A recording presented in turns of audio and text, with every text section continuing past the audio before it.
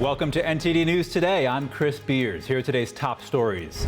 President Trump urging Republicans to redirect federal money that currently goes to health insurance companies under the Affordable Care Act and send it directly to individuals.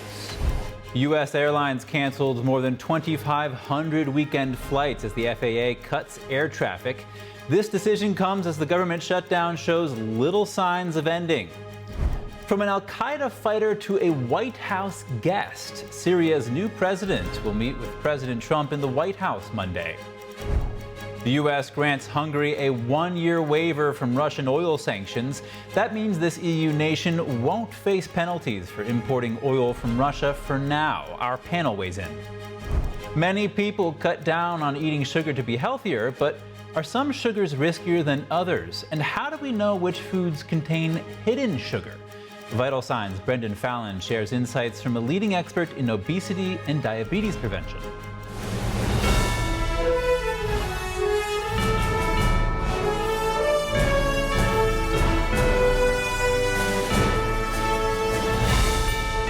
This is NTD News Today, live from our global headquarters in New York City. Senators held a weekend session as the government shutdown stretched into its 40th day today, but there were little signs of any progress. Senate Majority Leader John Thune says we're only a handful of votes away from reopening the government. Democratic leaders are pushing for an extension of subsidies under the Affordable Care Act as a condition to end the shutdown. President Trump said on Truth Social that Obamacare is the worst health care for the highest price. He also urged Republicans to redirect federal money that currently goes to health insurance companies under the Affordable Care Act and send it directly to individuals. Regarding tariffs, he also posted on Truth Social that people that are against tariffs are fools, adding that a dividend of at least $2,000 a person could be paid to Americans. A late-night decision on Friday from the Supreme Court on food stamps. It allowed the federal government to put a pause on fully funding SNAP in November. The court's decision pauses a lower court's order that forced the Trump administration to fully fund the food stamps program for November. The Trump administration had already committed to partially funding SNAP. Justice Ketanji Brown Jackson issued the pause to give an appeals court more time to make a judgment on this government's appeal. She is assigned to handle emergency appeals from the First Circuit Court. The Supreme Court has not weighed in on the merits of the case. More than 2,500 flights were canceled this weekend as the FAA cut air traffic. This left travelers across the U.S. facing widespread disruptions amid the ongoing government shutdown. Officials warn the situation could worsen into the Thanksgiving holidays if the shutdown continues. According to FlightAware, the cancellations escalated yesterday with more than 1,500 flights called off following more than 1,000 the previous day. Major airports in Atlanta, Chicago, Charlotte, and Newark were among those seeing the heaviest disruptions. Staffing shortages at radar centers and control towers are worsening the situation. Many air traffic controllers who have gone without paychecks for nearly a month are working mandatory overtime 6 days a week, according to the National Air Traffic Controllers Association. Some have even taken second jobs to make ends meet. U.S. Transportation Secretary Sean Duffy warned that if the shutdown continues, even more flight reductions could be necessary. Experts say the impact isn't limited to passengers. Higher shipping costs and disruptions to tourism, manufacturing, and local economies could ripple across the country. Syrian President Ahmed al-Shara arrived in the U.S. on Saturday ahead of his meeting with President Trump on Monday. It's the first ever visit by a Syrian president since the country's independence in 1946. Washington removed al-Shara from a terrorist blacklist a day before his arrival. Here's more. Monday's meeting between al-Shara and President Donald Trump marks the second round of talks between the two leaders. Al-Shara will use the upcoming meeting to push the U.S. to repeal sanctions permanently, seeking long-term investment in Syria. Back in May, during a visit to Saudi Arabia, President Trump announced that he would lift decades-old sanctions. Meanwhile, Syria is widely expected to officially join the U.S.-led coalition of about 80 countries against the terrorist organization known as the Islamic State. They're about to sign the de-ISIS coalition letter. I think Foreign Minister Shivani may talk about it tomorrow, which is a huge step. Join 88 other countries in a de-ISIS coalition, for Syria to do this after the Assad regime is remarkable, and it's really due to President Trump. On Saturday, the Syrian foreign minister shared a video on social media that showed al-Shura playing basketball with U.S. military personnel. 2 decades ago, Ahmad al-Shura was held in a U.S.-run detention center in Iraq after joining al-Qaeda militants fighting against American forces there. Washington removed him from its terrorism blacklist on Friday. Next, China suspended an array of export control measures it imposed on October 9th, including curbs on some rare earth materials and equipment, as well as lithium battery materials. China suspended expanded export controls on rare earths materials and equipment on Friday. The country's Commerce Ministry said increased curbs on lithium battery and superhard materials were also stopped. Beijing had imposed the measures just under a month ago, but it said Friday's suspensions were effective immediately and would apply through to November next year. The announcement confirmed and formalized an agreement reached after US President Donald Trump and Chinese leader Xi Jinping agreed a trade truce last month.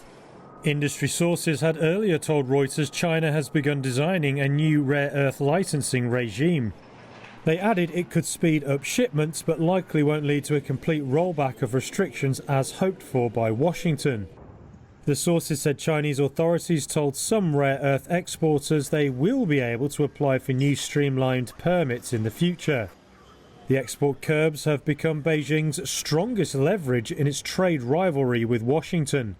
China produces more than 90% of the world's processed rare earths and rare earth magnets.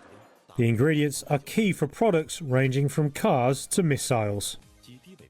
And the U.S. is granting Hungary a 1-year exemption from sanctions tied to Russian oil and gas, following a direct appeal from Hungarian Prime Minister Viktor Orban.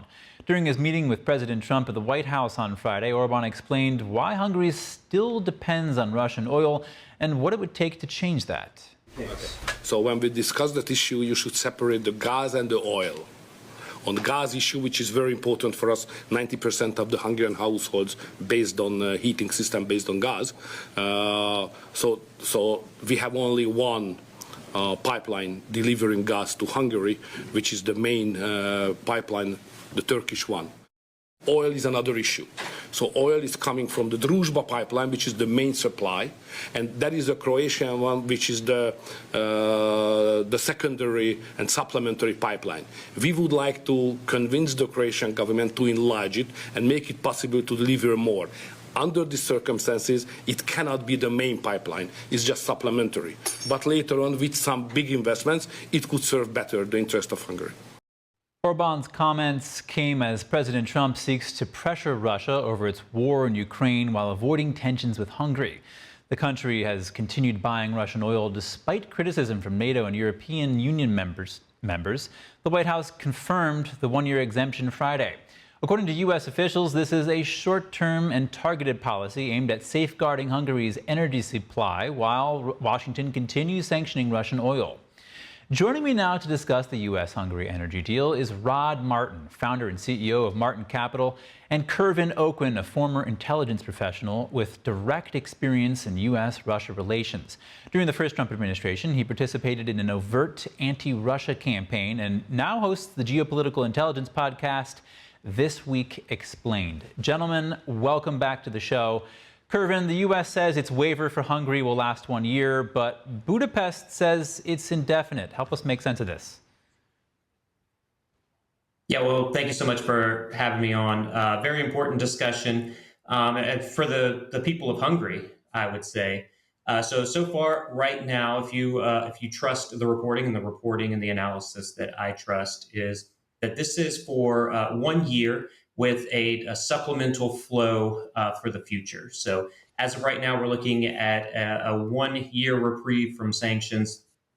It's very important because Orban is going through an election season, right? So we've got April elections coming up in Hungary, and this is something that was very important to the Hungarian people and that Orban needed to get from the Trump administration. And really, it's going to save the Hungarian people a ton of money, but it's also going to protect them through this winter season as well.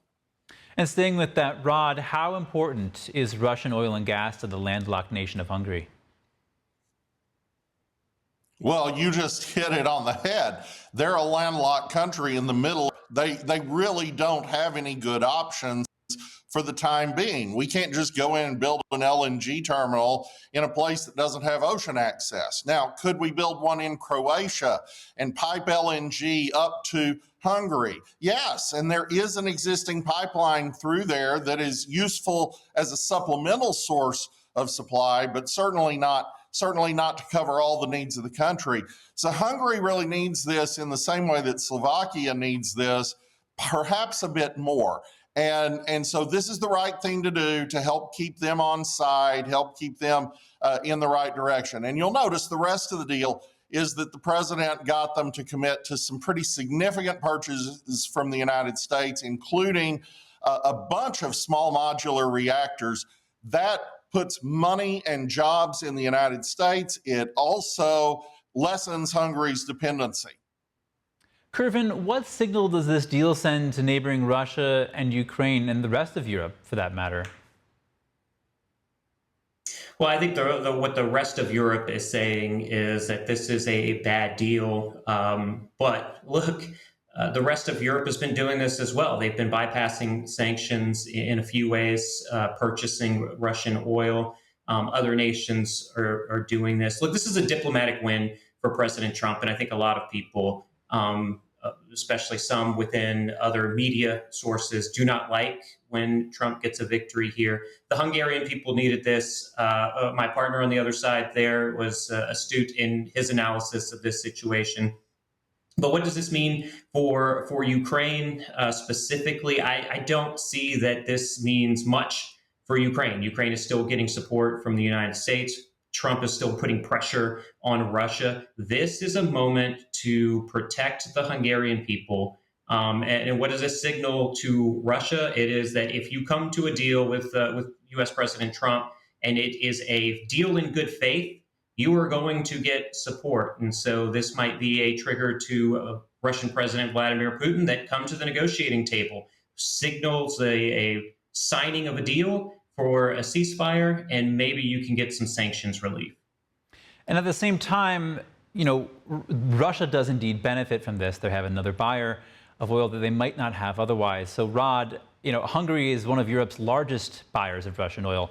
What relief do you think this waiver will give to the Russian economy? How significant is this? Not that significant. If we are able to dislodge India and at least in part China, and I'd guess that China's a lot tougher nut to crack on that than India, the Russian economy is just getting trashed. And that's on two sides. First, you have very, very limited purchases of Russian energy now, and that's only going to shrink. Second, they're selling it at about $35 a barrel, which is about half global market price. And it's certainly a lot less than they need to run the Russian government. The government is highly dependent on these oil and gas sales, much more so than the Russian economy as a whole. So this is a drop in the bucket for Russia, but it's essential for Hungary. And especially, as I said, moving them more toward nuclear lessens their dependency on Russia or anybody else outside going forward. And that's going to matter too. So we're talking about the economic impacts of this move on Russia, but what does it mean, Kervin, politically and militarily? Yeah, I said politically. Sorry, Kervin. I'm sorry. Go ahead. No worries. I'd start politically. Politically, like I said, this means that if you come to the negotiating table with President Trump in good faith, there are going to be deals that are going to be struck. Militarily, look, Russia's in a military economy. The purchasing of gas at 35%, $35 or 35 cents on the dollar, that's not going to do anything. The reason Vladimir Putin will not come to the negotiating table and will not accept a ceasefire is twofold. One, he wants all of Ukraine, and two, or at least every part of Ukraine that Russia has now controlled militarily. And the second part is because this is a wartime economy. in a wartime, as soon as the war ends, the economy will collapse. Russia will be forced to pay certain aspects of this to rebuilding Ukraine, whether they win or not. That is going to collapse the Russian government. This is a war of attrition. Putin thinks he can win a war of attrition, and that is what he's going to try to do. Ron, how are these oil sanctions playing out, not just for Russia, like we discussed, but for the rest of the world? Well, the European Union has spoken with forked tongue on this for years.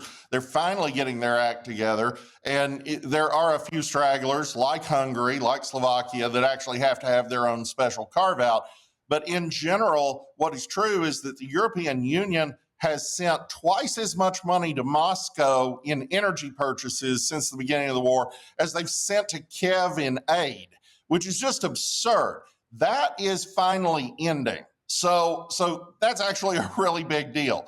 The other thing that's a really big deal that must not be missed is that Ukraine is very self-consciously targeting Russian oil production. They had taken 17% of Russian refinery capacity offline as of the beginning of October. They're continuing those strikes. That could reach as much as 35% in reasonably rapid order. That actually puts the Russian economy in a situation where it can't supply domestic need. It certainly can't sell enough to keep the war machine going. So Russia really needs, they haven't decided to do it yet, but they ultimately need a deal with the United States that involves a lot of Western investment back into Russia. They're going to have to pay for that. And so, we're talking about the impacts on Russia. Kervin, during this meeting with President Trump on Friday at the cabinet,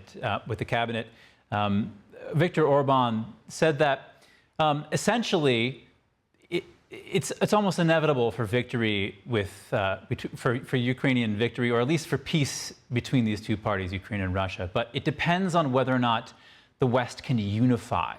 And he stated that the rest of Europe has a sort of different approach to how to end this war. They think that he said they think that Ukraine should be able to push Russia back and win militarily. And he said basically it's possible, but so are miracles. So, what do you make of his statements? Do you think that the West is so ununified on this? Yeah, I think some parts of the West are a little ununified now. I think, look, we want an end to this war. We, meaning the globe, right? I'm not talking about the global West or the global South. We all want an end to this war. And so who's going to agree to what? What does a Ukrainian victory look like? I think, early on in the discussions of this conflict, a Ukrainian defeat entirely was seen as possible. There were assessments that was likely, if not highly likely, that Ukraine would lose all of its sovereignty. We're not seeing that right now. Can Ukraine, to its people, send back a message that says, look, I know we lost eastern parts of our borders, but we won this war. We took on the big bear that is the Russian Federation and the Russian military. And without the complete support of Western nations, we really did win this war. That's the miracle here.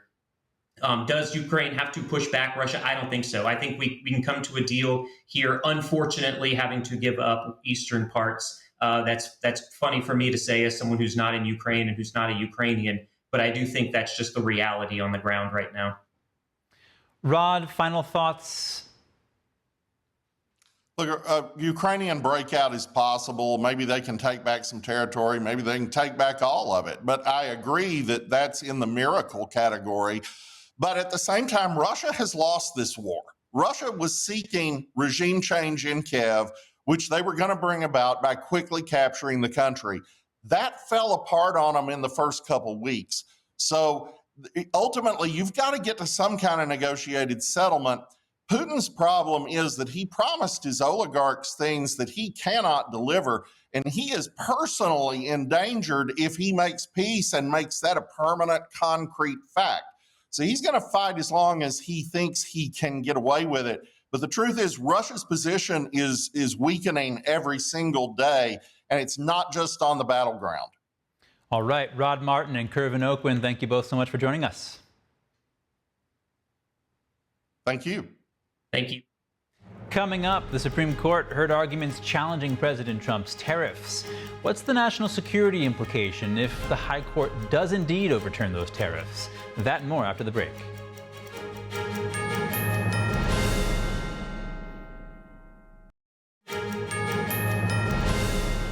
Welcome back. The Supreme Court heard arguments on President Trump's authority to issue emergency tariffs. What implications will the High Court's ruling have on our nation?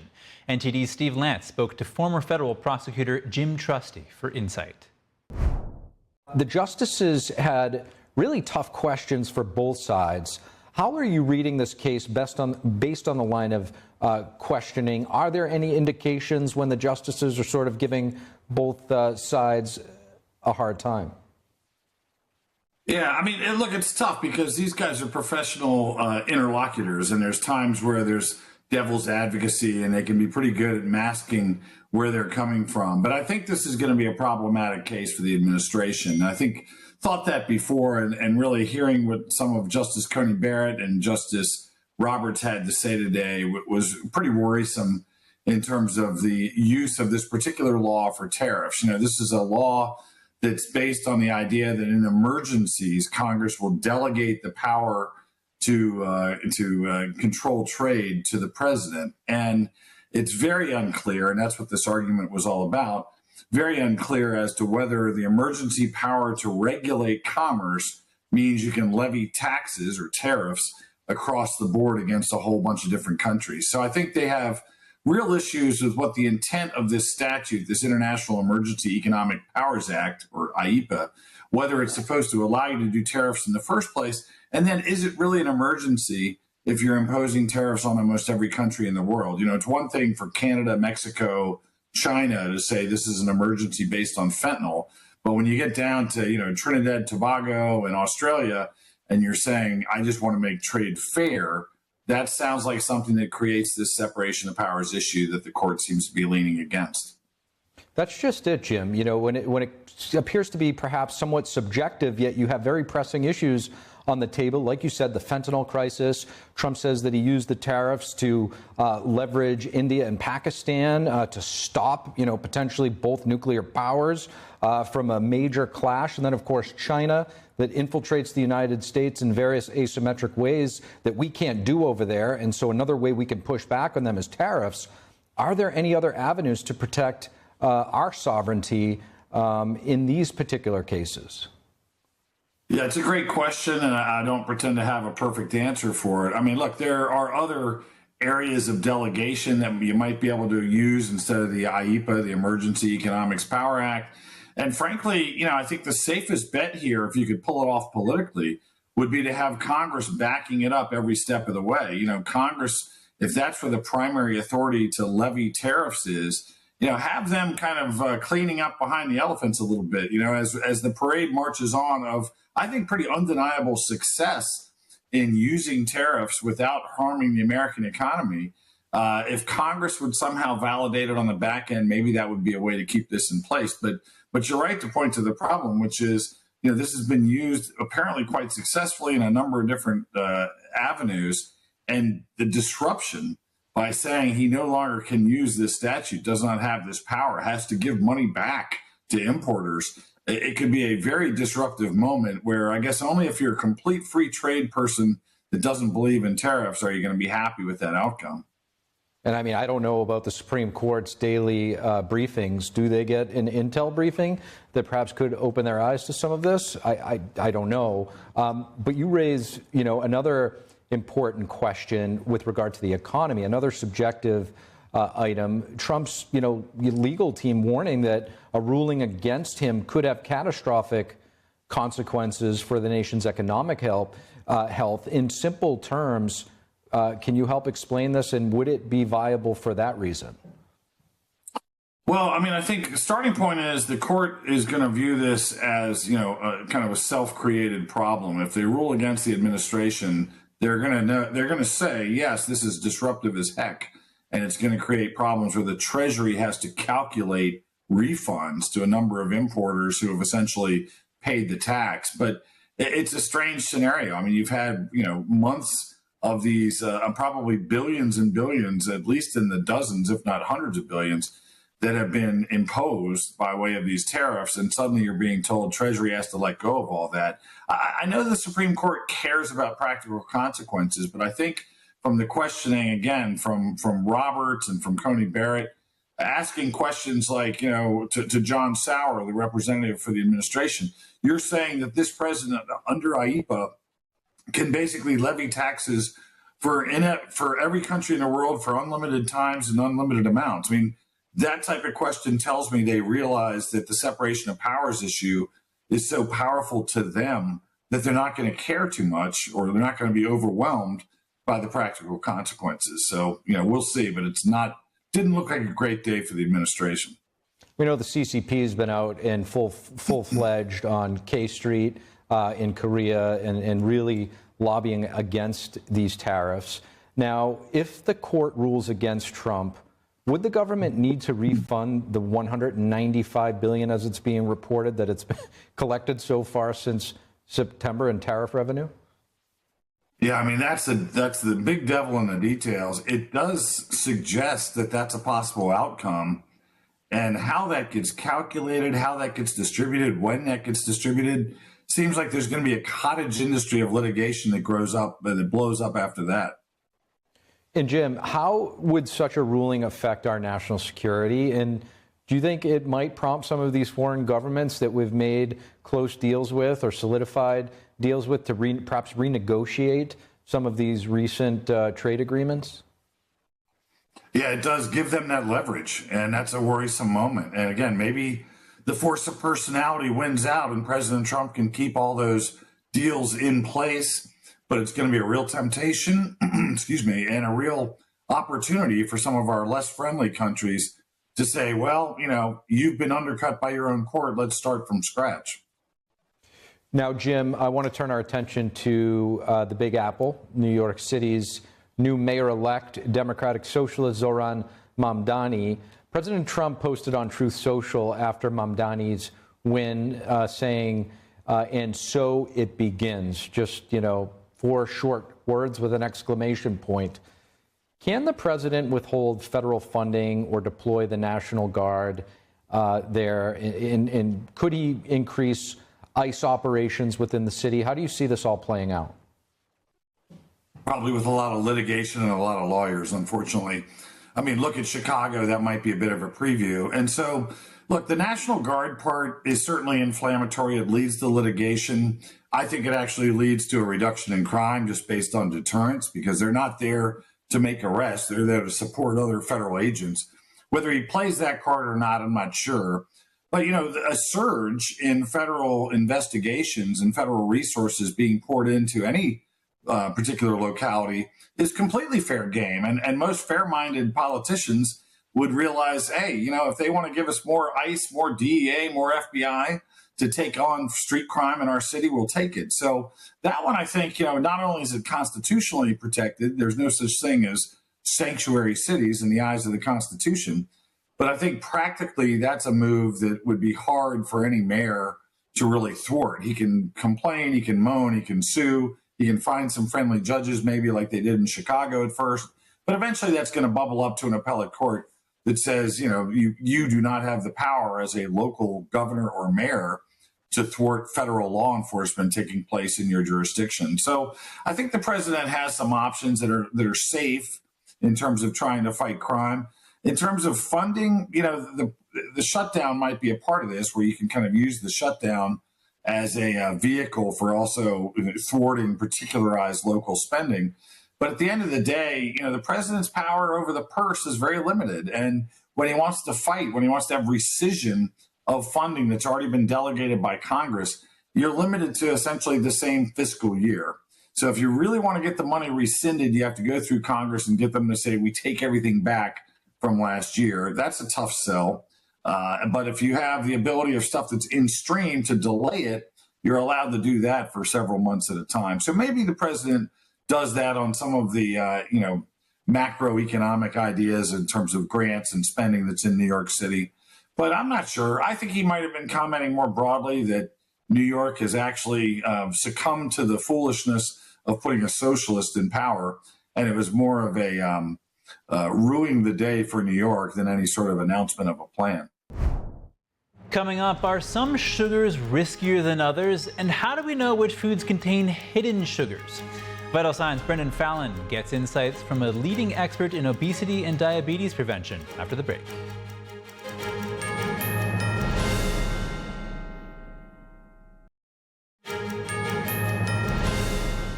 Welcome back to NTD. I'm joined in studio by NTD health correspondent and host of Vital Signs, Brendan Fallon. Vital Signs offers natural and nutritional ways of optimizing our health. Brendan, it's nice to see you. Good to see you, Chris. What do you have for us?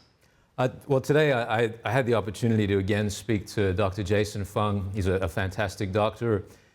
He's done so much to kind of get out this message that people need to reduce carbs and try things like intermittent fasting to improve their health, because this is such a central thing. The amount of glucose that we're getting in and other sugars, it's really impacting a lot of people's health. That's why diabetes is so high, why obesity is so high. So I was talking to him about, we know that sugar is a problem for many people. It contributes to obesity, to diabetes, other problems. But what is the difference between these two main types of sugar, like glucose and fructose? Yeah, and we have a clip of him explaining that. That's right. This first clip, he's talking about the relative impacts of glucose and fructose on the body. All right, let's watch it. Fructose is actually quite dangerous. So table sugar and high fructose corn syrup. And fructose is actually quite dangerous because of the way it's metabolized. So when you eat glucose, so you eat a slice of bread, that's 100% glucose. So therefore, your blood glucose will go up higher. However, all the cells in your body can metabolize that glucose. So your brain can use it, your heart can use it, your liver can use it, your kidneys can use it. So all, your body's cells are using up some of this glucose, because remember, the glucose is a source of energy. Your body can use it as a source of energy. If you take fructose, it's not going to raise your blood glucose because that's fructose, not glucose. However, none of the cells of your body can actually use that fructose. So your muscles, your biceps and triceps and so on, they can't actually use that fructose as a source of energy, the same way they could use the glucose that came in from that slice of bread. So all of it goes right into the liver and sort of puts a lot of pressure on the liver. The liver has to turn this fructose either into glucose, or it has to turn it into fat, which can cause fatty liver and then lead to this sort of cascade of insulin resistance. So the fructose, which is the table sugar and high fructose corn syrup, is actually, I think, much more dangerous because there's no way your body can use it in the same way. So if you weigh 180 pounds, all 180 pounds of your body can use glucose. Whereas if you eat fructose, none of that 180 pounds can. Only the 5 or 6 pounds of liver can actually metabolize that amount of fructose. So fructose is actually much more dangerous. So he's saying that things like bread are a little better than, candy, soda, and so on. Yeah, well, I think when we talk about hidden sugar, I think bread is a big one, because you don't think bread isn't sweet, so you think, well, this isn't going to be a problem. But one question I asked him, what if you looking at bread versus Coke, and Coke in America has high fructose corn syrup as opposed to cane sugar. So this is fructose, it's high in fructose, which is going to elevate your glucose more. And surprisingly, the Coke is so much sweeter, but actually it's the bread, because the bread has all this glucose in it. So you're going to see a spike in your glucose when you eat the bread, as opposed to drinking the Coke. Interesting. And we could see a change with the Coke soon, switching from high fructose corn syrup to cane sugar. Yeah, I think that overall that would be good news, but it's not going to make the Coke healthier. Yeah. Healthy Coke. That sounds like an oxymoron. Definitely. Yeah, that would be a huge development in health to have a healthy Coke. Yeah. And we have another clip, right, from Dr. Fung? He makes the point, Dr. Fung makes the point, this issue is so simple, and that's why it's eluded so many health experts and like people. The idea of actually improving health, losing weight, avoiding diabetes, it's so simple as to just avoiding foods that are high in different types of sugar. Fructose has its own problem. It's not necessarily going to spike blood glucose, but you still want to avoid that. But knowing how much glucose is in certain foods is very important. And here he's talking about the glycemic index as a way to judge that. There's this measure which is well known called the glycemic index, which is that if you eat a certain amount of food, so 50 grams of carbohydrate, for example, so you can take it as bread or beans or corn flakes or whatever. So they measure all these different foods. And if you take a sort of set amount of, say, bread, they'll measure how high the blood glucose get in an average person. And they'll take the average of that, and that's your glycemic index. So certain foods raise your blood glucose, right? Other foods don't raise your blood glucose. So if you eat an egg, for example, and you measure 100 people, you give them all an egg and measure their blood glucose stays exactly the same. Or you give them a piece of beef, blood glucose stays exactly the same. So in other words, you have foods that raise your blood glucose, and you have foods that don't raise your blood glucose. So wouldn't it be obvious to say, well, what you should do is eat more of the foods that don't raise your blood glucose?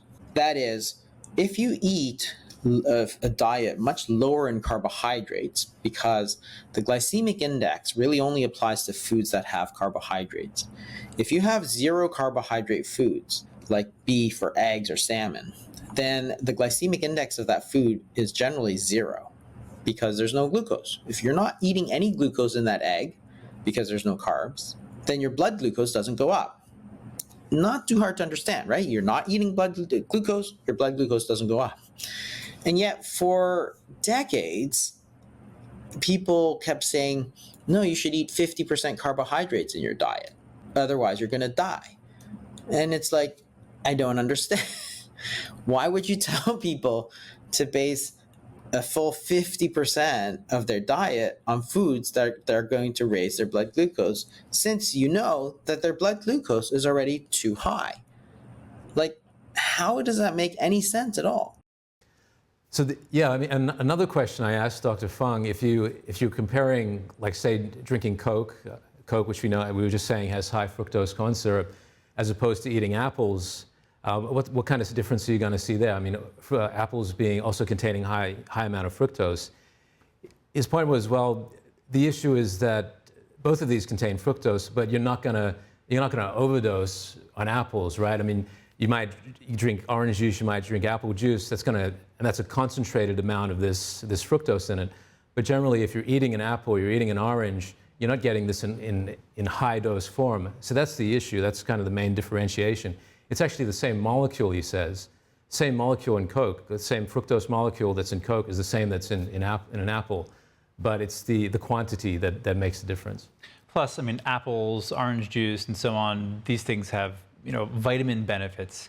And all of this ties back to diabetes. That's right.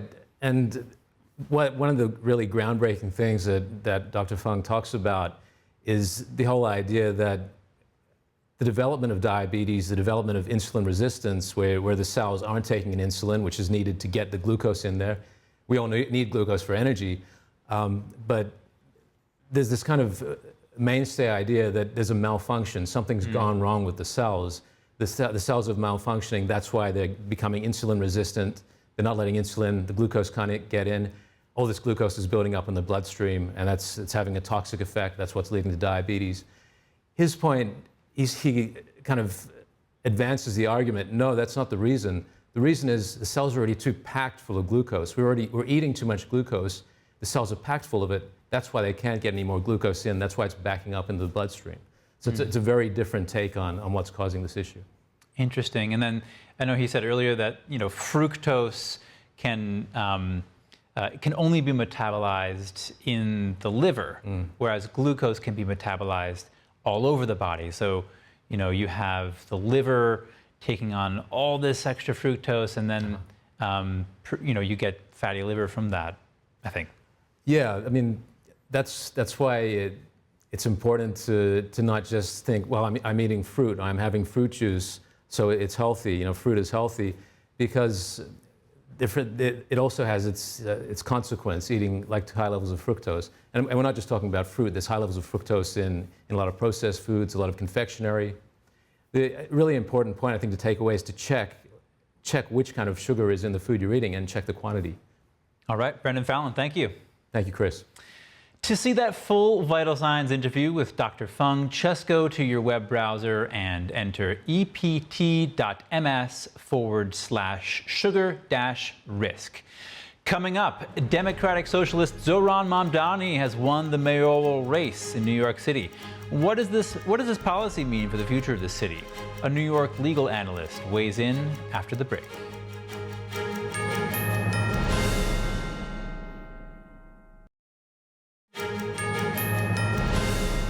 Welcome back. Democratic Socialist Zoran Mamdani has won the New York City mayoral race. What could be the economic impact of Mamdani's policies? NTD's Don Ma tapped Bobby Ann Cox, a New York attorney and legal analyst, for insight. So, Bobby Ann, can I get your comments on Mamdani getting half the vote, 50%? And he said in his victory speech that he emphasized a mandate for change. How do you see all this? Yeah, well, the laundry list I was just running down is exactly the change he is envisioning for New York. He wants the wealthy to pay for all of the services across the board for those that do not fall in that tax bracket.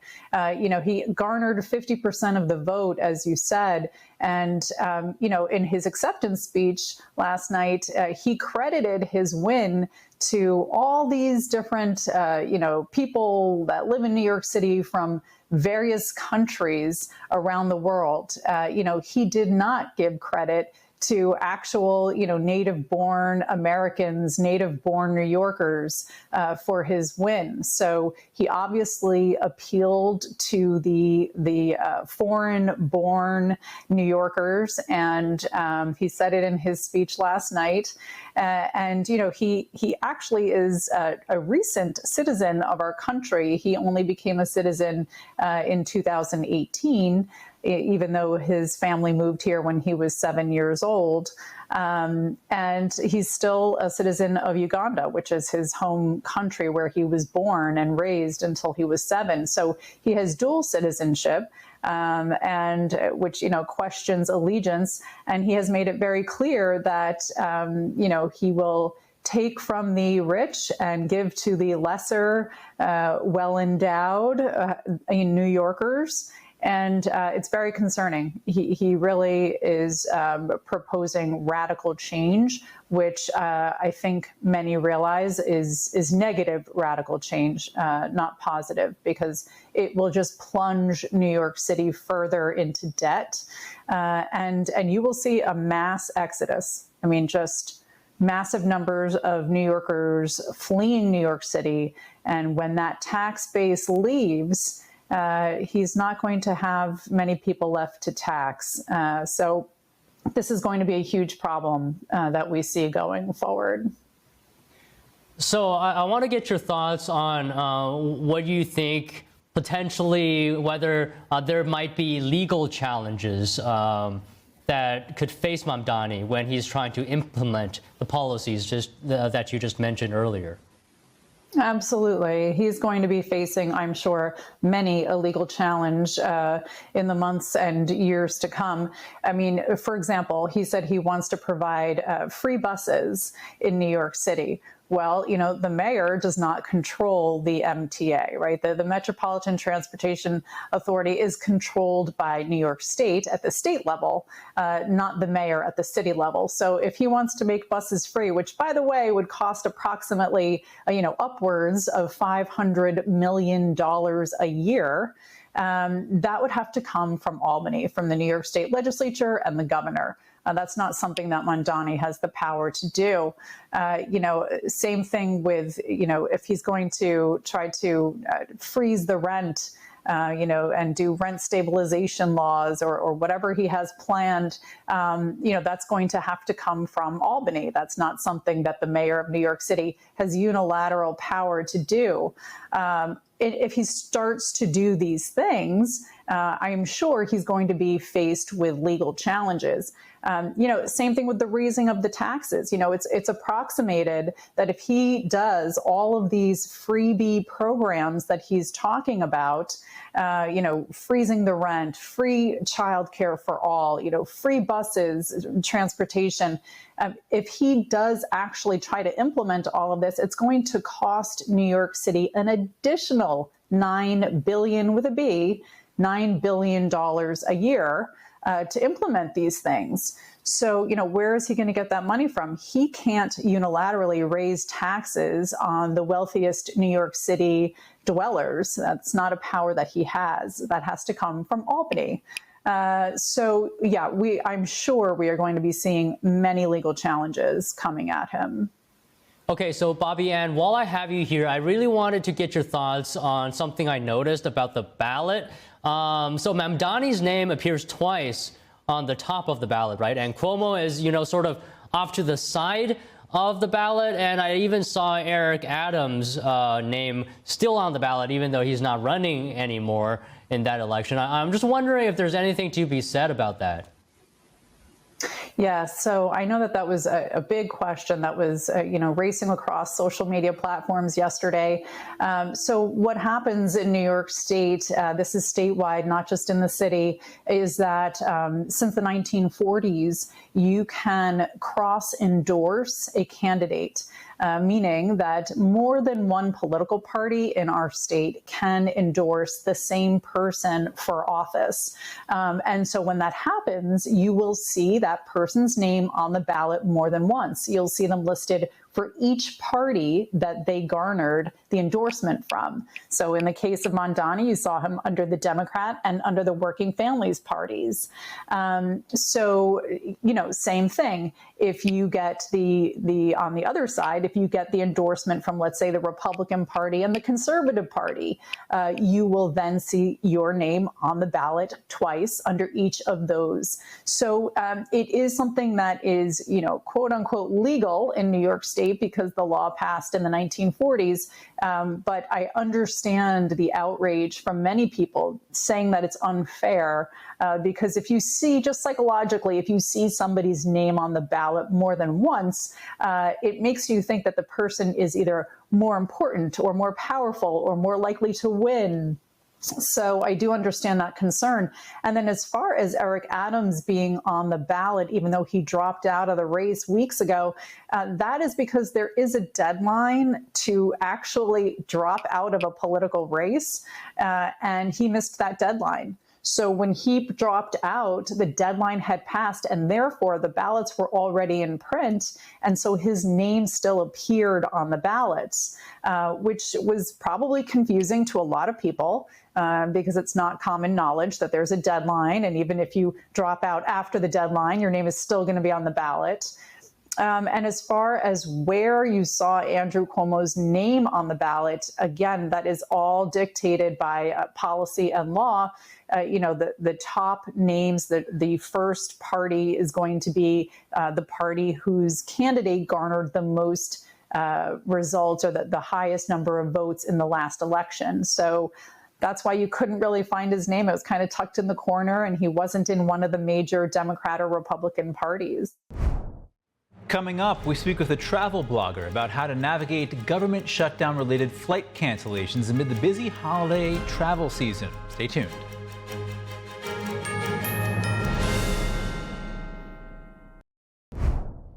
Welcome to NTD News Today. Here are today's top stories. President Trump urging Republicans to redirect federal money that currently goes to health insurance companies under the Affordable Care Act and send it directly to individuals.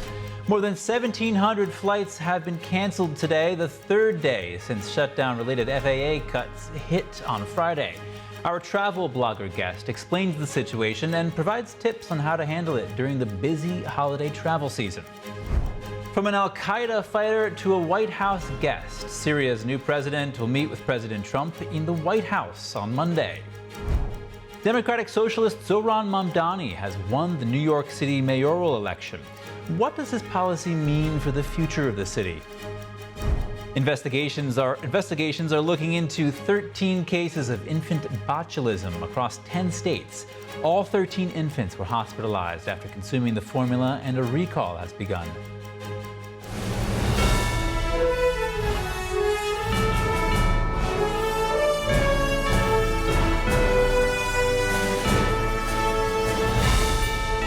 This is NTD News Today, live from our global headquarters in New York City. Senators held a weekend session as the government shutdown stretched into its 40th day today. But there were little signs of any progress. Senate Majority Leader John Thune says we're only a handful of votes away from reopening the government. Democratic leaders are pushing for an extension of subsidies under the Affordable Care Act as a condition to end the shutdown. President Trump said on Truth Social that Obamacare is the worst health care for the highest price. He also urged Republicans to redirect federal money that currently goes to health insurance companies under the Affordable Care Act and send it directly to individuals. Regarding tariffs, he also posted on Truth Social that people that are against tariffs are fools, adding that a dividend of at least $2,000 a person could be paid to Americans.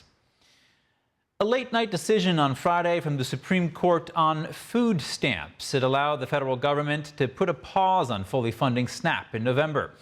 The court's decision pauses the lower court's order that forced the Trump administration to fully fund the food stamps program for November.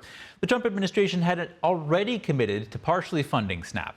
Justice Ketanji Brown Jackson issued the pause to give an appeals court more time to make a judgment on the government's appeal.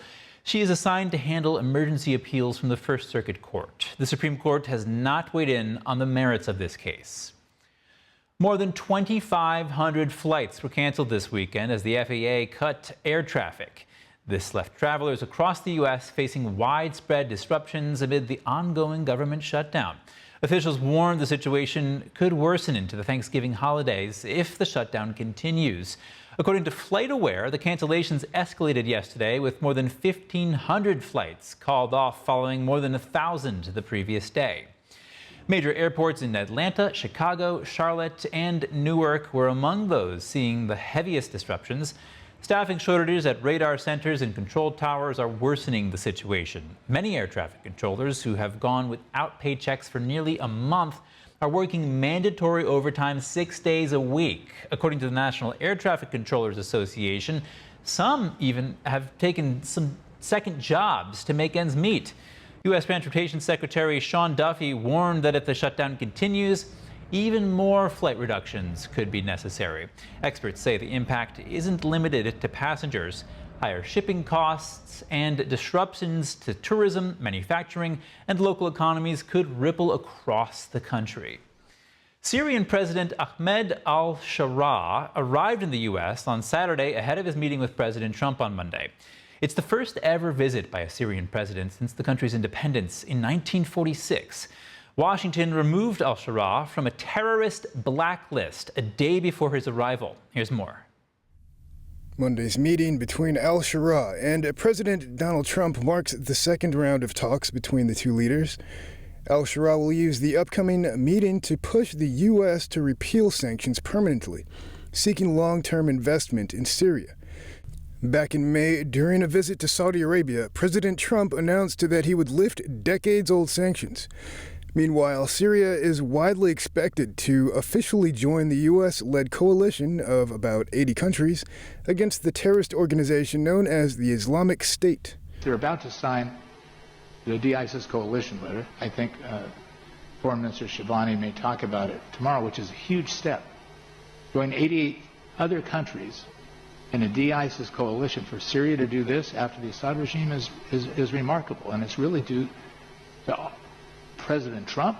On Saturday, the Syrian foreign minister shared a video on social media that showed al-Shara playing basketball with U.S. military personnel. 2 decades ago, Ahmad al-Shara was held in a U.S.-run detention center in Iraq after joining al-Qaeda militants fighting against American forces there. Washington removed him from its terrorism blacklist on Friday. It was another busy week for the Trump administration, from a landmark Supreme Court hearing to new foreign policy deals and a sweeping health announcement. NTD's Daniel Monahan has your White House week in review. Liberation Day. The Supreme Court heard high-stakes arguments over the legality of President Trump's global tariffs. Look at what President Trump has been able to do with the leverage and the power of tariffs. He's been able to sign peace deals all over the world and end global conflicts and literally save lives. For nearly 3 hours, the justices probed whether Trump's reciprocal and fentanyl tariffs were authorized by a 1970s emergency powers law. President Trump met with Central Asian presidents at the White House. Kazakhstan officially agreed to join the Abraham Accords. A tremendous country with a tremendous leader. The country's president praised Trump for bringing common sense and tradition back to the United States. You are the great leader, statesman, sent by heaven. First Lady Melania Trump was named Fox Nation's Patriot of the Year for her work on behalf of children and families. I applaud American dreamers and innovators who embrace originality. President Trump announced a deal with Eli Lilly and Novartis to slash weight loss drug prices. Nobody else could have done it, but I say that modestly. The American public, because of this agreement, will lose 125 million pounds by this time next year. Well, it is going to have dramatic effects on human health in this country. The FBI confirmed 4 additional arrests linked to last week's alleged Halloween terror plot in Detroit. The threat of terrorism is real. When Americans are threatened, we respond fast, focused, and together. Transportation Secretary Sean Duffy announced a 10% reduction in flight capacity across major airports, citing staff shortages caused by the ongoing government shutdown. This is about where is the pressure and how do we alleviate the pressure. Donald J. Trump. President Trump celebrated economic resilience at the America Business Forum this week. Trump addressed the victory of Zoran Mamdani in the election for mayor of New York City. As I've warned for many years, our opponents are hell-bent on turning America into a communist Cuba or socialist Venezuela, and you see what happened to those places. In other election news, Proposition 50 passed in California, giving Democrats the chance of picking up 5 more U.S. House seats. What a night for the Democratic Party, a party that is in its ascendancy, a party that's on its toes, no longer on its heels. President Trump had breakfast with Republican senators this week. He discussed the shutdown and urged them to terminate the filibuster. It's the only way you can do it. And if you don't terminate the filibuster, you'll be in bad shape. We won't pass any legislation. War Secretary Pete Hegseth announced the Department of War carried out more lethal strikes this week on vessels operated by alleged narco-terrorists. The United Nations Human Rights Chief has condemned the strikes as extrajudicial killing. Daniel Monahan, NTD News. Coming up, Democratic Socialist Zoran Mamdani has won the mayoral race in New York City. What does this policy mean for the future of the city? A New York legal analyst weighs in after the break.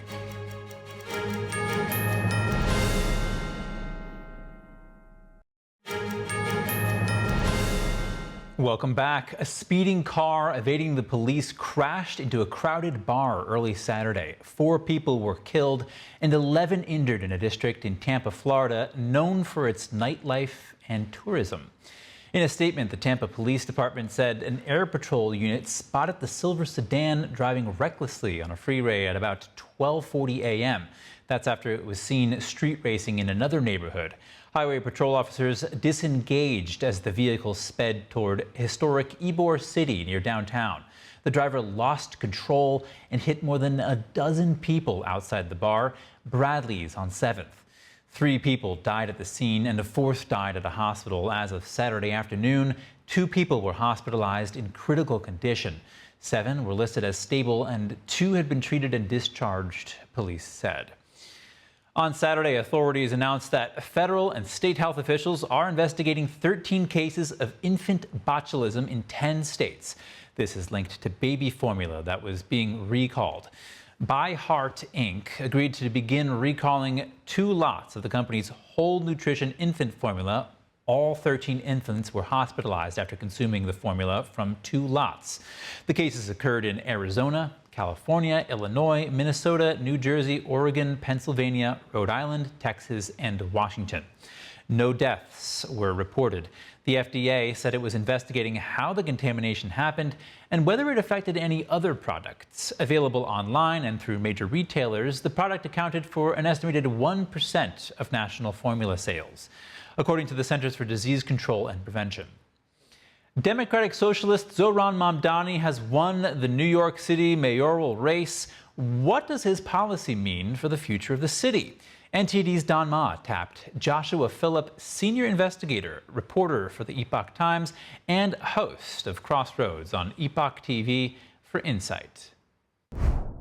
So let's talk about socialism, democratic socialism specifically. In your view, how do you feel about whether this has become more popular, more mainstream, or more widely accepted?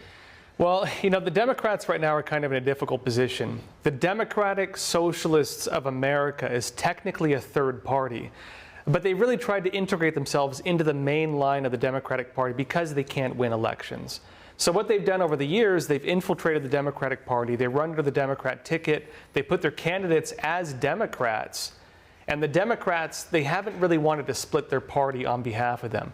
The DSA, Democratic Socialist of America elements, though, they represent the more extreme kind of progressive, some might call it, parts of the party. The things representing more outright socialism. The things representing, you know, gender politics, race politics, these are DSA issues. Whereas the old school Democrats used to be more like the big tent. If you go back to, you know, 90s, 2000s, look where the Democrats were. Like Trump used to be a Democrat. RFK Jr., maybe he's still a Democrat. Guys like Joe Rogan used to be Democrats. And so you do have kind of this big tent, 80% in the middle, that represents what the Democratic Party used to be. And some argue that the extreme positions of the DSA, they might work in local elections, but it might be a real gamble for Democrats to run with. Okay, so how would you classify Zohran Mamdani's policies?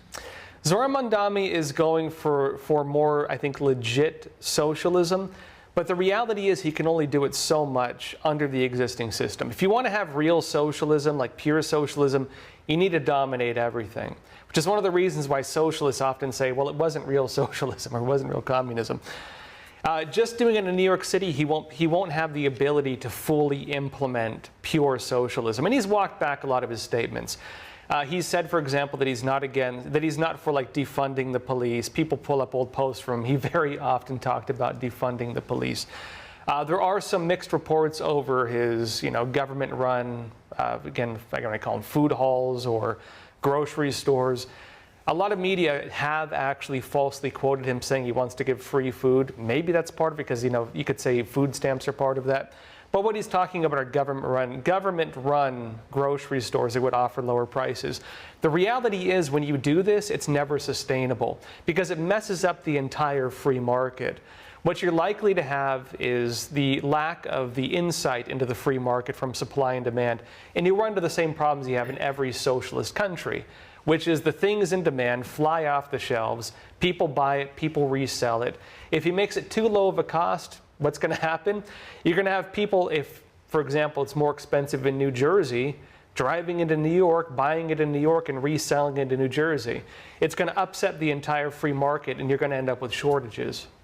So can you give us some examples, real-world examples, where his policies are similar to his policies that have been implemented elsewhere, and what has happened? Yeah. So in the United States, there actually have been experiments with, you call them like government-run grocery stores, or sometimes usually they're run by like nonprofits. And what results in it is basically poorly run they close down very quickly, typically. You end up with large amounts of theft, especially if they say they're not going to prosecute or go after crime. People just steal it, because why not? You can look at California, where they're experimenting with light on crime policies as it related to like storefronts. And what happened? Right? Anything under like $900 is a misdemeanor. What happens? People go in and they steal everything they want because there's no punishment for it. You end up with resellers. This is one of the issues, for example, that New York has dealt with like cigarette taxes. It creates a massive black market where people just buy it in one place and sell it in another because you have the free market functioning outside the system. The other thing you have, of course, is just badly run systems where, the issue you have with government-run systems as opposed to privately run, if you want to have something work in the private market, you have to have a few things. You have to have it so that it's sustainable, people want to buy from it. You need to have good service so people want to go there and don't go to your competitors. When you make it government-run, you remove all of the information that educates what is demanded by the free market, quality of service and price. I mean, what are the core fundamental principles of socialism? Is it just free stuff for those of us that is not so well versed in the subject? There are different degrees of socialism. So, on the lighter end of it, there's like state capitalism. Technically, the Nazis, the National Socialist Party, the Nazis in Germany, they were technically like lighter socialism, which was a mixed model economy. They still had some free market principles, but a lot of socialist policies. And the way the Nazis worked is actually closer to the type of socialism light you see a lot of people trying to put in place in the United States. And what was it? Under the Nazis, of course, you had the mixed model economies, what they call state interventionism. And so you'd have, for example, businesses where the government would assign people to run the businesses, and you'd have a partially private, partially public system. That is light socialism. And so actually, again, I'm not talking about the race policies of the Nazis, but the economic policies. A lot of these socialists in America, in terms of economic policy, are closer to the Nazi Party. But if you go to like real heavy socialism, that's when you get closer to actual communism. And so heavier socialism is when you get to like Stalinist type policies, breadline type policies.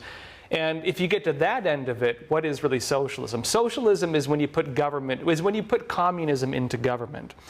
Communism is technically the negation of systems. It is not technically a government program, but you can implement communist policies within it. There are different extents of it. More extreme policies will have things like for like social divisions. More extreme policies will have things on, again, gender policies, agitation policies, where you try to view one person as your enemy, one person as your ally.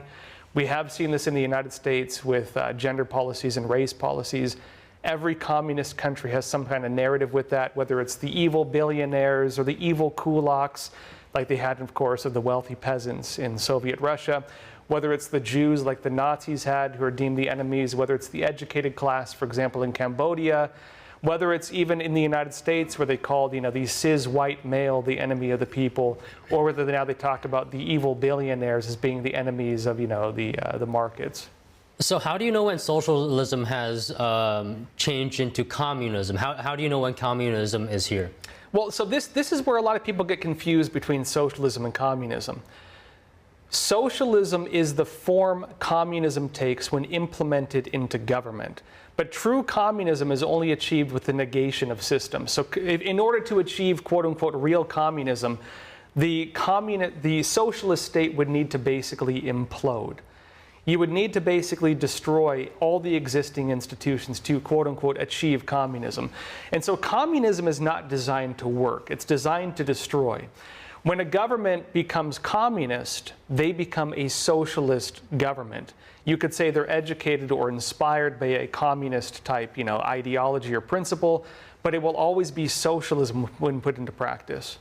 So, and again, there are different degrees of it. I'm not saying Mondami is going to make New York City full-on communist. He's only going to be able to do it to a certain extent. So you gave examples earlier of how socialism leads to problems, right? And history has shown that over and over. So why do we keep trying it? Well, you'd think people would learn by now. That's my question.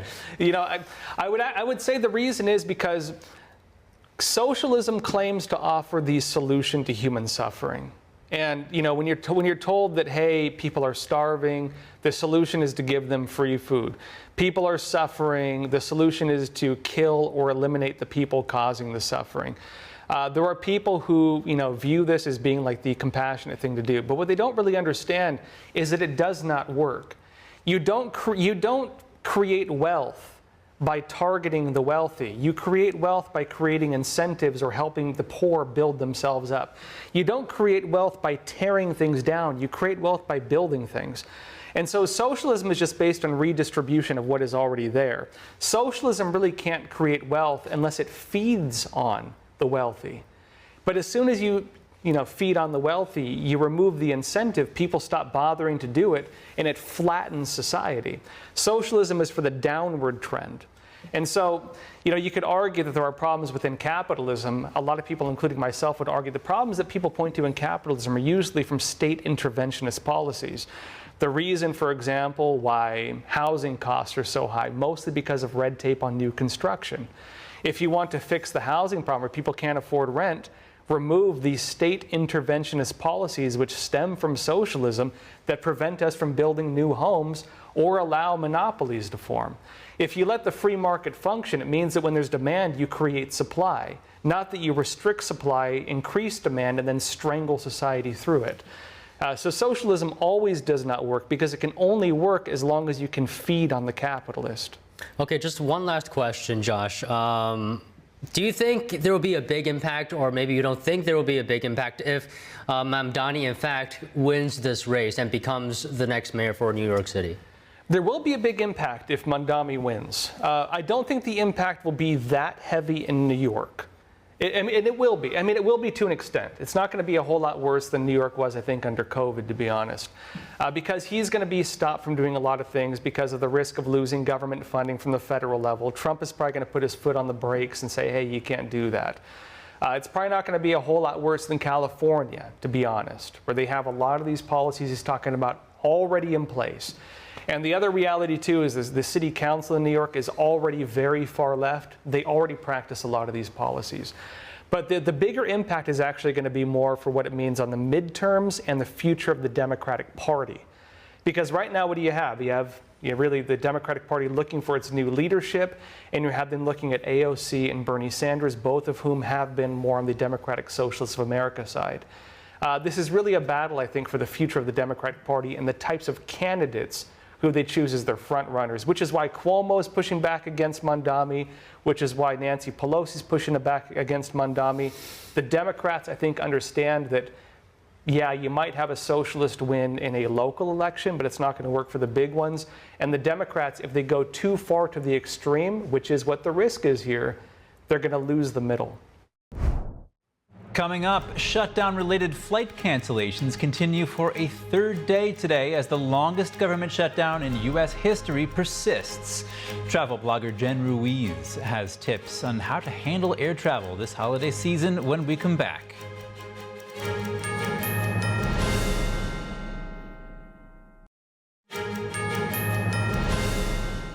Welcome back. What message is Secretary of War Pete Hegseth sending to nuclear-armed North Korea and China with his visit to South Korea? NTD's Tiffany Meyer spoke to retired Marine Corps Colonel Grant Newsham to unpack the state of U.S.-South Korea relations. He is a senior fellow at the Center for Security Policy and author of When China Attacks. Now, Hegseth and his South Korean counterpart visiting the JSA, this is the first time in 8 years. First, what message is this joint visit sending to North Korea, but also China? Well, on the surface, it suggests that the Americans and the South Koreans and their militaries are very solidly linked and ready to take on any threats, particularly from North Korea. China, of course, is also looking at this, the U.S.-South Korea relationship to see what the strength of it is. Is there frictions in it? Are there weaknesses? There is, of course, a little more going on here, is that this all takes place in the context of a South Korean administration, which is very strongly leftist. But as I said, it comes on the top of a very leftist South Korean administration whose really their alliance or their commitment to the United States and the South Korean alliance, rather than a stronger sort of relationship with China, even with North Korea of all things, is very much in question. And that's something that is going to have to be carefully monitored and carefully dealt with if necessary. And given what you just laid out there, we did see President Trump say after he met with China Xi in South Korea that he ran out of time to meet with Kim Jong-un, North Korea. But if the time or opportunity arose, he would go back to the region. With this, meeting with Hegseth and his South Korean counterpart at the JSA, how likely are we to see President Trump meet with Kim Jong-un in his second term? Well, there's nothing that Mr. Trump does that should surprise us. I wouldn't be surprised if that happened. Even on this most recent trip, I think we could see the two meeting up at some point. Not too soon, but I think it could happen. And what would be the path for President Trump to bring down the rhetoric or the tensions in the Korean Peninsula, given all the interplay that you just mentioned with South Korea? Well, that's a good question, because the South Koreans have what is called agency, which means that they make up their own minds, or better, I should say, the South Koreans' top leadership, the hardcore leftists that I mentioned. Most South Koreans do not want what they are selling. But how do you deal with a nation whose ideology is actually anti-American of all things and aligned with the Chinese Communist Party and North Korea, and is trying to establish a one-party state in South Korea? So it's an issue. It's intertwined with all of this, but bringing down the tensions, that's going to be very difficult, because by failing to take firm action, starting 30 years ago almost, and following on, the North Koreans have developed into a much more powerful military than they've ever been. They've got a lot of problems, but nonetheless, their conventional military development has been striking, with Chinese and Russian support for that. Additionally, their nuclear capabilities have gradually improved, as have their delivery systems. The long-range missiles, the ability to miniaturize nuclear weapons, to put them on missiles, to deliver them. That has been really just an engineering problem that they have had time to work on, do the necessary trial and error, and nothing that has been done in terms of sanctions against North Korea, etc., or even offering them sort of sweeteners, offering them benefits. None of that has worked. I would note that sanctions against North Korea, despite existing, have never really been enforced. And the Chinese have broken these from almost day one and have suffered no punishment from anyone for having done so. So when you hear sanctions don't work against North Korea, always remember sanctions have never been tried. Next, nationwide flight cancellations continuing for the third day amid the longest government shutdown in U.S. history. More than 1,700 flights were canceled today, according to flight tracking website FlightAware. The FAA announced initial cuts Friday as traffic control staff shortages continue. Here to discuss all things air travel amid the shutdown is travel blogger Jen Ruiz. Thank you so much for joining us, Jen. What is the state of the travel industry under the shutdown and with these flight cuts now? It is really challenging, particularly air travel. You still have the alternative of taking a train, of driving somewhere if you're traveling domestically or somewhere that can be reached that way. But air travel is really chaotic right now, just because we're at about 5% flight cancellations today, and we're expected to hit 10% by Friday. Yeah, and we're talking about this 10%. So what impact could that have with that escalation? A lot. So first, we have a lot of delayed and canceled flights, and that has a domino effect, particularly as the day goes on. So right now, the very first thing that airlines are encouraging people to do is to check to see if they're able to cancel their own flights or reschedule their own flights preemptively. Practically every airline has instituted a flexible cancellation program or policy so that you wouldn't get charged in order to make those changes. And it's uncertain whether or not this will be resolved by Thanksgiving. Kayak.com put out a study that Monday is actually the best day to travel, but I would absolutely advise trying to avoid air travel on those days on or around Thanksgiving wherever possible. Yeah, and hopefully this won't even be an issue around Thanksgiving. We are hearing inklings of talk on Capitol Hill about the potential of this shutdown ending soon, but it is, a historically long shutdown. So, how can air travelers prepare for this year's holiday season if indeed, these cancellations and delays spread and perhaps go even beyond 10%? Absolutely. So you mentioned FlightAware, which is a great site because it, in addition to showing you where your actual plane is, you can actually search to see the number of cancellations per airport. It is the kind of major airports being affected now, as opposed to the smaller regional airports. And definitely still traveling first thing in the morning is your best bet because the plane is usually already there and is not delayed coming from someplace else. Something new that we're seeing people do now is actually schedule what they call backup flights. So there may be scheduling 2 or 3 flights, hoping that one of them takes off. If you're able to make this work with the new flexible cancellation policies that are temporarily in place, absolutely take advantage of that. Otherwise, you can use points and miles as a way to book perhaps an alternate backup flight that you can cancel without penalties and just get those points reinstated to your account for any reason. So it is definitely a challenging time right now, but if you anticipate these delays, I would also recommend making sure that you have your information up to date on your app for the airline that you're flying with, because that's how you'll be the first to know when there is a cancellation or that there is something wrong so that you can hurry to rebook because time is of the essence. You're going to be trying to rebook with everyone else on your plane that is trying to do the same. And there's only going to be a limited amount of open spots on any alternative flights that are still going. So making sure your information is up to date and that you act quickly the minute that you get a notification is going to be of the essence. Now, you mentioned, I want to go back, you mentioned how it's possible to, say, book multiple flights because of these flexible cancellation policies. So my concern with that, though, is that what if people, you know, a few maybe unscrupulous people book 5 flights, 6 flights, just in case to have a backup for the backup, and then, you know, the people who are trying to get places, they can't get a flight because of that.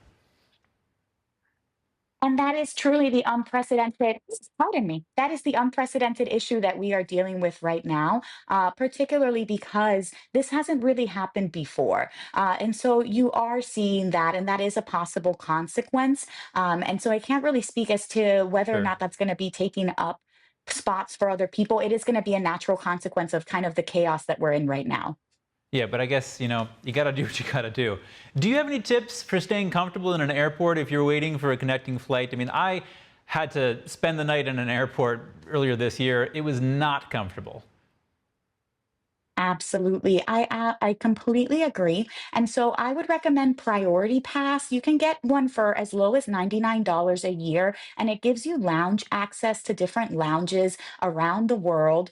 So even if you don't have a credit card or other airline status or way to access these lounges, you as a normal traveler or passenger can get access and have more of a place to relax, especially if you have long delays. I love the Minute Suites. They're under the Priority Pass program, and they're basically these rooms that you can rent out where you have a place where you can lay down, you have a television, you have snacks, and most importantly, you're away from the chaos of the airport. Also, for anybody who is autistic or just feels very overwhelmed by being around a lot of people at the airport. A lot of airports are now having sensory rooms, sensory deprivation rooms, where you can go in and have a quiet space. They're usually gated, so you have to enter a code, and not everybody can have access to them. And that's a great way for people who are feeling very overwhelmed by the stress of the airport to utilize those amenities provided. That sounds like a nice place that we could have here at NTD because things get a little stressful sometimes, as you might imagine. How have you been personally affected by this? I mean, I imagine you have some trips planned. What are you doing? I personally am looking wherever possible to see what the alternatives are, and if I can keep my travel domestic and if I can drive or take a train instead, which is sad. I actually travel quite often for my birthday, which is during the holidays. But even if things are restored relatively quickly, like we're hoping they would be, we don't know what the effects will be long term on the industry. And so I'm not really 100% sure that the industry and that the air travel in general is going to reboot by the holidays and by New Year. So I'm trying to find alternatives wherever possible and plan trips that maybe are not as far or as I would have wanted to go, but that are still exciting here locally. Well, let's hope this shutdown ends and everyone can get their holiday travel in somewhat of a reasonable shape, because it's crazy enough as it is. Travel blogger Jen Ruiz, thank you so much. Thank you. Coming up, real wellness does not come from detoxing in January. A functional medicine doctor says setting yourself up for success this holiday season starts here and now in November. Stay tuned.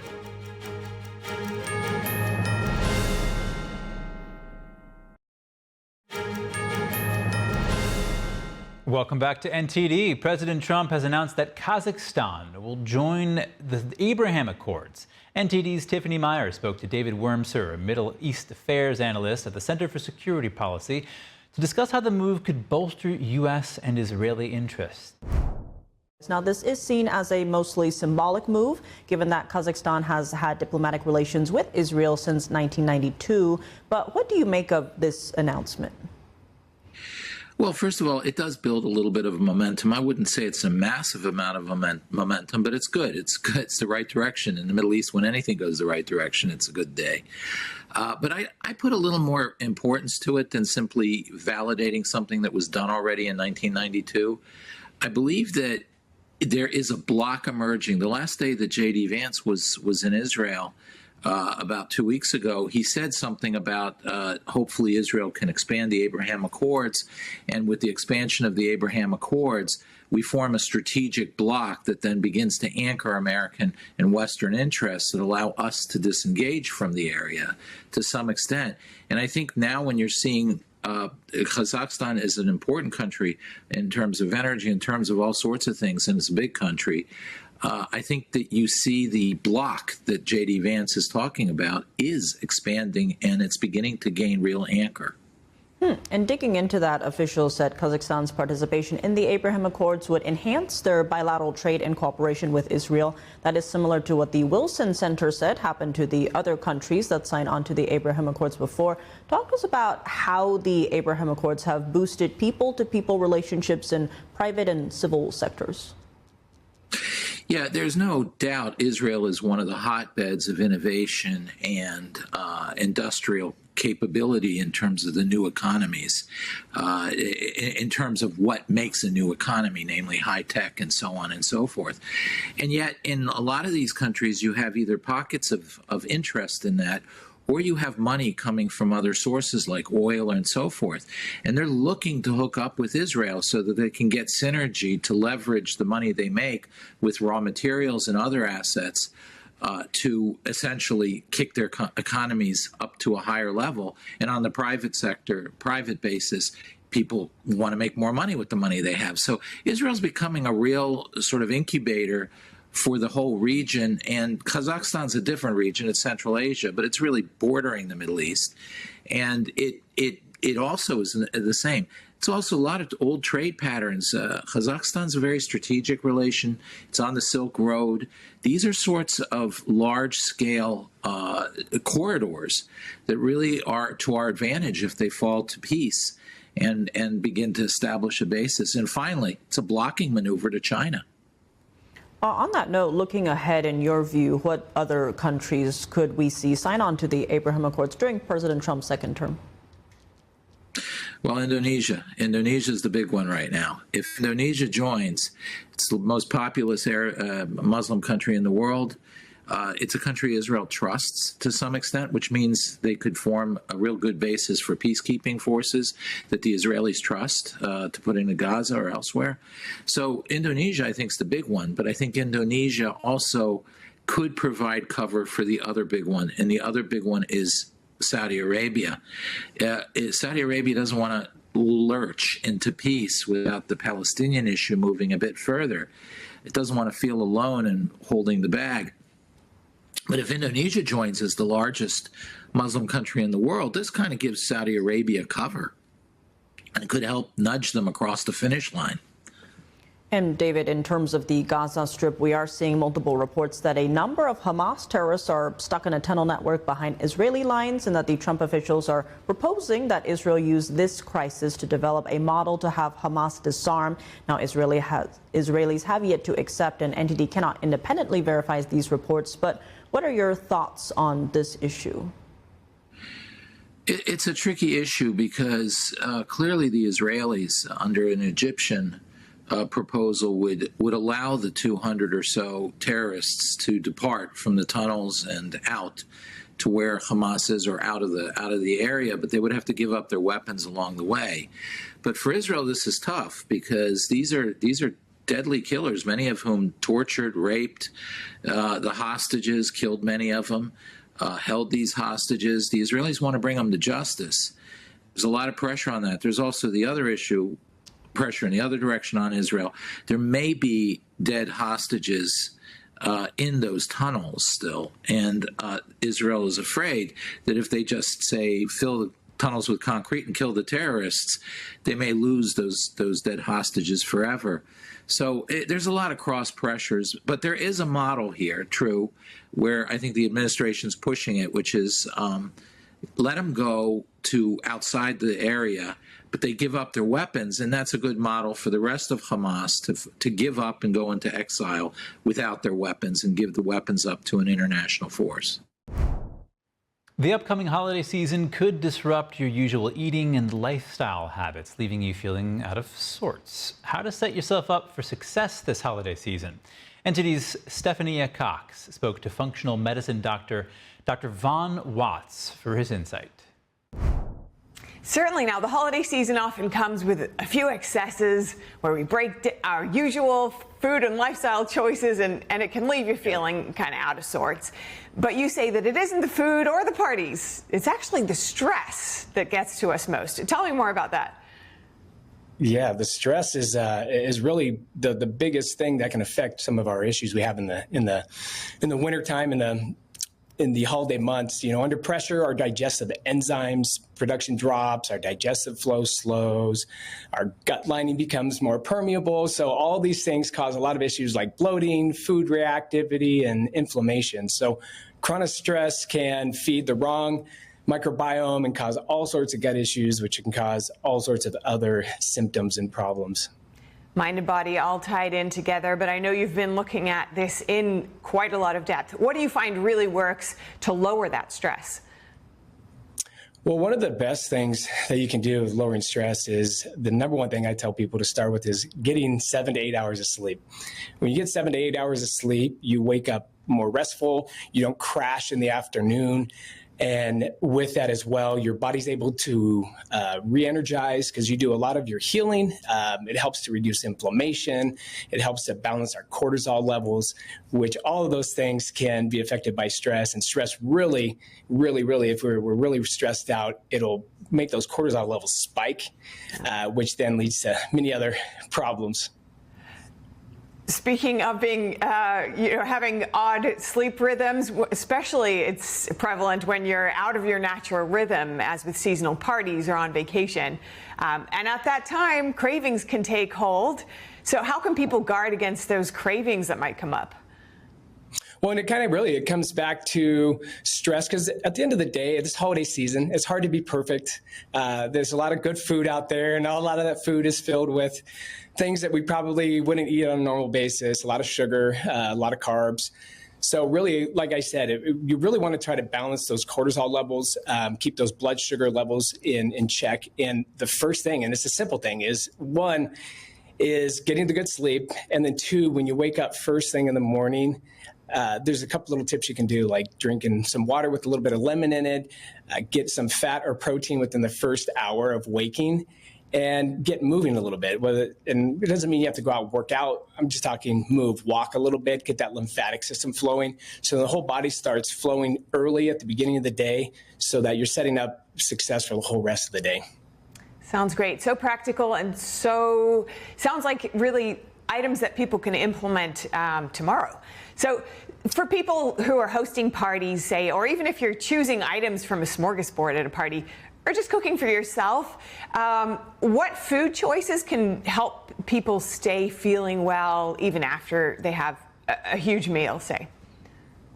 Yeah, so first of all, I always go with whole foods, right? Make sure you're eating real food, stay away from ultra-processed foods, stuff that comes out of a package, bottle, or can. And then when you're choosing the foods, reach for the fat, the protein, and the vegetables. If you kind of make that a good portion of your plate, and say half or more of your plate and then a little scoop of something sugary or dessert, you're going to be in pretty good shape. Your body's going to get the fuel it needs to be able to process some of the garbage that we're going to be eating throughout the holiday season much easier. Quite a array of options there. It doesn't sound like too much discipline required if you really think about it. But I know you were formerly a military intelligence officer, and your approach has been described as having military precision now when it comes to your approach to health. But it also seems quite intuitive to me. I wonder your take on that.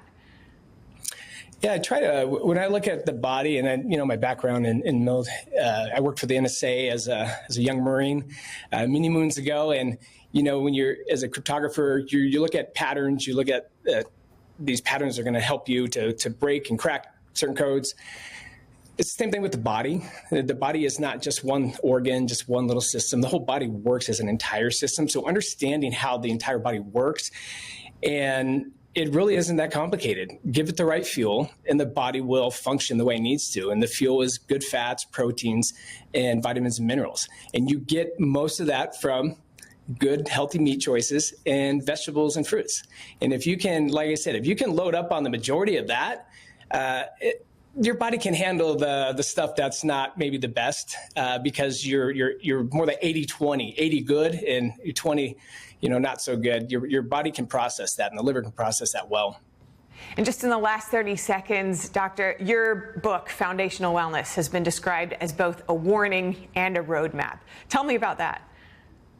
Yeah, so what it does is it takes health and it really teaches it in a very simple way. In my philosophy and my belief is that most all disease is caused by one thing, and that's organ dysfunction. And the human body is made to heal itself when our organs are functioning the way they're designed to. And when they stop functioning and they start dysfunctioning, dysfunction leads to inflammation, and then inflammation leads to chronic inflammation, which eventually leads to disease. And the two main things that cause organ dysfunction is nutritional deficiency. You're not getting enough of the essential vitamins and minerals and nutrients, or toxicity. And we live in a very toxic world now, exposed to all sorts of things from heavy metals to molds to environmental toxins like pesticides. And so it's just important to, when you understand that, it makes nutrition or even health very simple. Make sure I eat the right things, make sure I'm getting the good nutrients, and then doing a periodic detox once a year, ensuring that, hey, you know what, we're exposed to this stuff, especially in the first world, we're very exposed to this stuff. And it doesn't matter how healthy you eat, you're still exposed to it. So getting on a good detox routine, like once a year, kind of spring cleaning of the body, can really help to keep the body in good shape.